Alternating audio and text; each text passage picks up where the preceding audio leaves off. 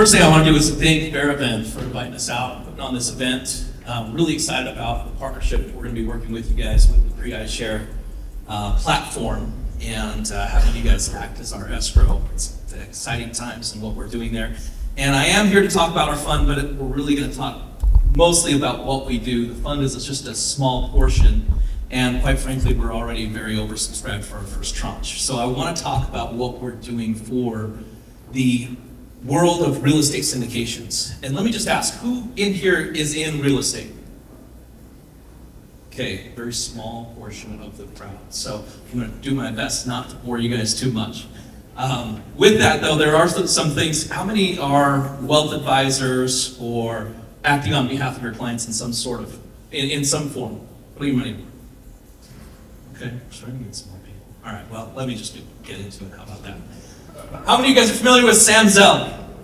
Recently, I guess it's not a big real estate room. You guys might not recognize the name, but Sam Zell is probably one of the most prolific real estate investors of our time. He recently just passed away, and I was listening to his book. In fact, I listened to it probably 4 or 5 times, and this here he said, I don't know, he probably only said it 2 or 3 times, but to me it sounded like he was just saying it, beating it into my head about 50 times. Liquidity equals value. Why is it that so many investors who know that they can get double-digit returns, sometimes high double-digit returns in real estate, have their money in equities or have their money, somewhere else? I would say oftentimes it comes down to the liquidity factor. And it's a bit of a surreal moment for me. I will tell you guys that. If you understood my background and if you knew me in my early 20s, I would not be the guy standing up in front of a wealth conference to talk about a new product in real estate investing. And it seems so brain dead simple what we're doing that it still blows me away that nobody's done it yet. But as far as we can tell, we haven't found anybody that does it. And what that is the listing hub for fractional shares of real estate syndications. So there's this big lie out there.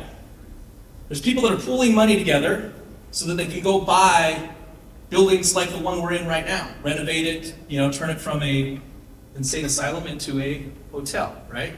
And as they pool that money together, when people are giving them their money, they're saying, listen, you're investing in the real estate and your money is not liquid. And so you're in this for the long haul. And this is what scares probably 7 out of 10 investors out of investing into a real estate syndication that they love the idea of, is they're saying, I don't know if I can hold on for 5 years, or 7 years, or 10 years, because I don't know what's going to happen in my life. And life situations do come up. And I probably could, switch these in order. But I relate back to our CEO, Michael Anderson, and I'll talk about him here in a minute. But when he built a very, I guess it's a mid-sized organization. They had about $1 billion in assets under management, multifamily real estate, by the way. So where'd that gentleman go? Multifamily real estate. He was a car guy. He was always out on the track. So let me ask you, if you raised money from your friends that raced on the track with you, and they came to you and said, "Listen, I'm on the list for the new Ferrari. And that money that I invested with you, I kind of needed out." That was the one that actually paid him probably, most sometimes. Because he didn't want to go to the track the next weekend and have to tell them, "I'm sorry that you weren't able to buy it." But what about the harder situations? What about when somebody comes to you and says, "Listen, John, my wife got cancer and insurance isn't going to cover it. I know I invested with you for the long haul. I really kind of need that money out." Those are the situations that oftentimes Mike had to come into his own pocket to make good on these promises. Is there some Ivy League folks in the room? Anybody graduate from Ivy League colleges? A few people? Okay. So this is one where somebody would come to him, they would invest with him, and maybe it's a 3-year deal because they want to put their kids through college. They wanted to have the game pay for it. Their kids get into college, and that transaction is going longer than they expected.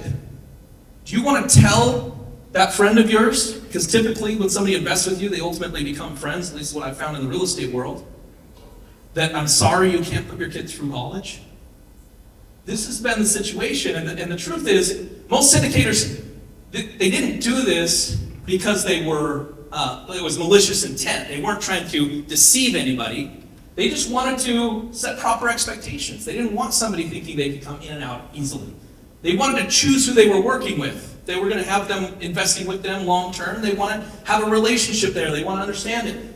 And most real estate syndicators don't start syndicating because they're already wealthy. Usually it's because they want to start scaling up and they want to get themselves to a point of becoming wealthy. And so usually they're focused on that next transaction. And they don't want to have to go backfill out a previous investor on a deal that's already doing what it's supposed to be doing. So this is Mike that I had talked about, Michael Anderson. So he built a company called RealSource. It was based in Utah. That's where I flew in from. And when Mike built that company, he built it up over the years, and he ran into a lot of these situations. And he sold that company about 6 years ago to his partner at about $1 billion in assets under management. He all of a sudden went from being a GP interest in all of these real estate syndications to being an LP interest. That'll change your perspective a little bit when you switch sides of the coin, right?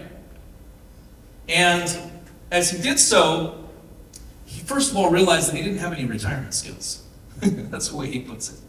He wasn't interested in retiring, and I think there's probably a lot of us that are in this space.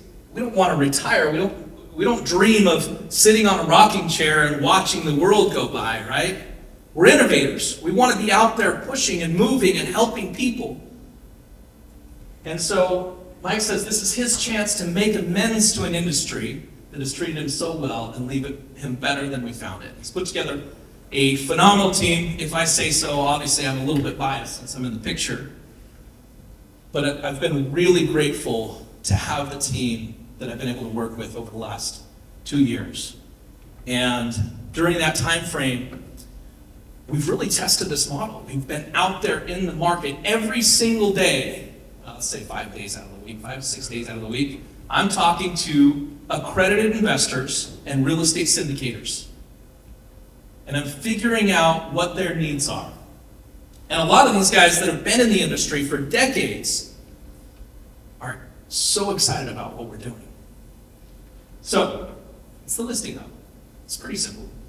It's the first ever online marketplace where you could buy and sell fractional shares of real estate syndications.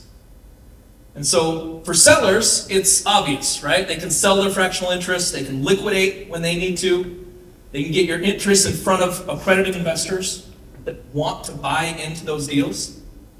And for buyers, which we actually are a buyer as well with our fund, we can purchase those fractional interests and we can basically buy cash flow at a discount on proven deals. So we can look at the performance of the syndicator and that property before we make a purchase. Whereas normally, when you're investing into a real estate syndication, everything is based off of pro forma data, right?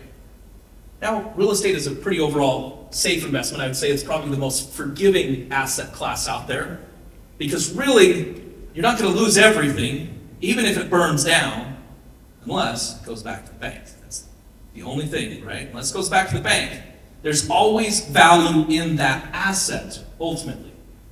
But it's nice to be able to look at the track record of how they've performed already. So for real estate syndicators, it gives them an opportunity to give liquidity to their passive investors, which we believe on a large scale is actually going to bring down the cost of equity. And if you bring down the cost of equity, now you can use less leverage in your deals. And less leverage means less risk overall. So it's risk mitigation at a higher level. And it's just this one simple change of giving people the opportunity to sell their interest in an open marketplace. And since I saw a lot of the crowd is not in real estate, typically the ways these are written, if you invest with a real estate syndicator, if you want to sell early, you have to go back to your sponsor and say, will you please buy me out? And if they aren't willing to do it, they'll say you can offer it to the other people that are invested at the same time as you. So you're kind of at a disadvantage at that point. If somebody knows what you paid for your investment, they're not likely to give you much of your upside gain. Here we have an opportunity where now you can start realizing those gains even if a life situation comes up. Now, I wanted to tailor this a little bit more to the room, and so if you are a financial planner or a banker or in a situation where you're helping other people invest in something other than real estate, here's how it can benefit you. Those clients that you're working with that have their money trapped in a good deal, that you want to move into something else, before they didn't have an opportunity to do it. With PREIshare, now they do. So for our fund, which we're doing a $100 million raise, $10 million tranches. Right now we're building up the product. So we're over double subscribed for our first $10 million tranche. So if you wanted to invest with us today, we would tell you to wait, right? Get on the list and wait until we have enough product to fulfill the demand. But it's been very exciting to be a part of a time frame where many of the people that I'm talking to who are raising funds are having a very difficult time. We're having no problem in raising funds because of the strategy behind what we're doing.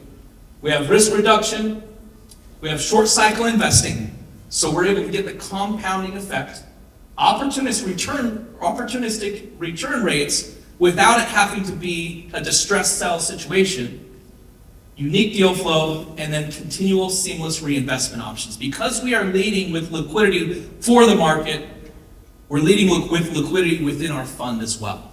And so you have the opportunity to reinvest or to pull your money out along the way throughout your investment with PREIshare as well. That's what we have for you guys. Thanks, everybody.